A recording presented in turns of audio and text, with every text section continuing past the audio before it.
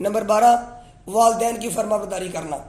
جس گھر میں بچے کا نام فرمایا محمد صلی اللہ علیہ وسلم کی نسبت سے رکھا ہو کہ بچے کا نام محمد ہو، اور وہ بچے یا دوسرا فرمایا اس گھر کے جو بچے ہیں وہ والدین کے فرما بردار ہو جائیں تو اللہ رب العالمین اس گھر سے تنگ دستی کو دور فرما دیتے ہیں. یہ حدیث شریف کے اندر ذکر کیا گیا ہے. نمبر 13 وضو کی محافظت کرنا، یعنی 24 گھنٹے باوضو رہنا. جو ہی وضو ٹوٹ جائے تو اس کے بعد دوبارہ وضو کر لیں، تو یہ بھی رزق کو بڑھانے کا ایک عمل ہے.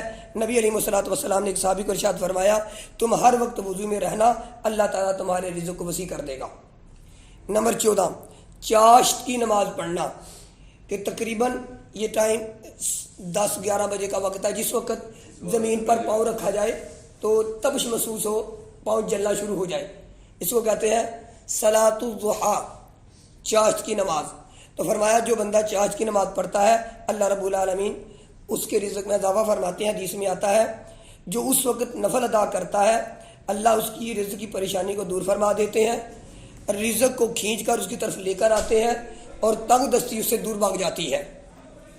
اور 15 نمبر فرمایا روزانہ سورۃ واقعہ کی تلاوت کرنا، کہ مغرب کی نماز کے عموماً یہ کہا جاتا ہے کہ مغرب کی نماز کے بعد سورۃ واقعہ کی تلاوت کی جائے.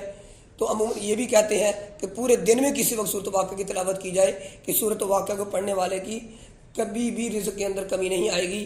جیسے کہ حضرت عثمان غنی رضی اللہ تعالیٰ عنہ کے دور مبارک کے اندر حضرت عبداللہ ابن عباس رضی اللہ تعالیٰ عنہ ان کی ملاقات ہوئی تو عبداللہ ابن عباس رضی اللہ تعالیٰ عنہ کی بیٹیاں تھیں، بیٹا کوئی نہیں تھا، تو بالکل بیمار ہو چکے تھے. تو عثمان غنی رضی اللہ تعالیٰ نے کہا اے عباس مجھے بتاؤ کہ میں تیری بیٹیوں کا مال غنیمت میں سے کوئی رقم ان کے ساتھ مختص کر دوں یا اپنی طرف سے، وہ خود بھی بہت بڑے غنی تھے تو میں ان کو کچھ دے دوں.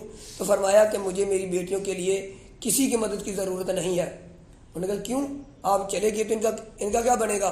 فرمایا کہ میں نے اللہ رب العالمین کے پیغمبر نبی علیہ الصلوۃ والسلام سے سنا ہے جو بندہ سورۃ واقعہ کی تلاوت کرتا ہے اس کے رزق میں کمی نہیں آئے گی. میں نے اپنی ساری بیٹیوں کو سورۃ واقعہ یاد کروا دی ہے اور وہ روزانہ سورۃ واقعہ پڑھتی ہیں، تو انشاءاللہ میرا یہ یقین ہے کہ ان کو کبھی یہ فاقہ نہیں آئے گا.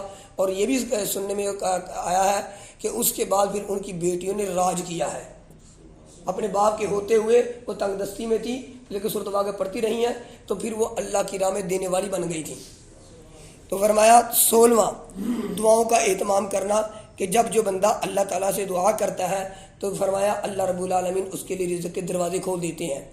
تو اللہ تعالیٰ روزانہ بلا ناغہ تہجد کے وقت اپنے بندے کو پکارتے ہیں کہ کوئی بندہ میرا ہے جو مجھ سے رزق طلب کرے، میں اس کو رزق کی فراوانی عطا کر دوں، کوئی بخشش طلب کرے اس کی بخشے دے دوں. جیسے ابھی شب برات گزری تو اس کے اندر بھی ہم نے یہ تذکرہ کیا کہ اس وقت تو اللہ رب العالمین آسمان دنیا پر آ جاتے ہیں مغرب کے وقت، لیکن عام دنوں میں روزانہ تہجد کے وقت اللہ پکارتے ہیں. اور ابھی چند دنوں کے بعد رمضان المبارک کا مہینہ آ رہا ہے تو رمضان المبارک کا مہینہ 24 گھنٹے شب برات کے اندر مغرب کی نماز سے لے کر فجر کی اذانوں تک تھا. رمضان المبارک کے مہینے میں 24 گھنٹے اللہ رب العالمین اپنے بندے کو پکار رہے ہوتے ہیں، اپنے بندے کا انتظار کر رہے ہیں. سارا پورا رمضان المبارک ہمارے لیے رحمت ہی رحمت ہے. تو ہمیں اس کے اندر اپنے اللہ تعالیٰ سے مانگنا چاہیے، اپنے رزق کی دعائیں کرنی چاہیے، سارے معاملات کرنے چاہیے. تو اس تہجد کی نماز جو ہے فرض نمازوں کے بعد واجبات کے بعد سب سے افضل جو نماز ہے وہ نفل نماز تہجد کی نماز ہے. تو تہجد کی نماز کا جو بندہ اہتمام کرتا ہے تو اللہ تعالیٰ اس کو بھی کبھی کسی کا محتاج نہیں کرتے.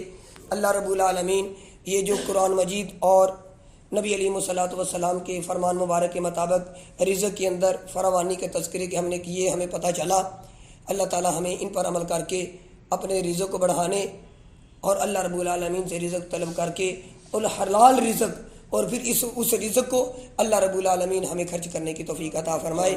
وما علینا الا البلاغ المبین.